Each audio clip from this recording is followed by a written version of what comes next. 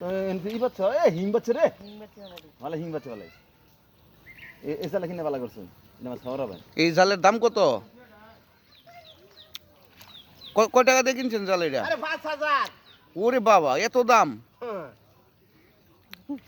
5,000 বুঝছো? ওই যে কেন 10,000 10টা লুট দিয়ে পরে 1,000 দেয়। হ্যাঁ, অনেক মাছ পাচ্ছি তো। এই যে 1,000। ও শিং একটা পাচ্ছি অনেক বড় গো, হ্যাঁ শিঙ্গি খান দেবো অনেক বড় মাছ। সাইড দিয়ে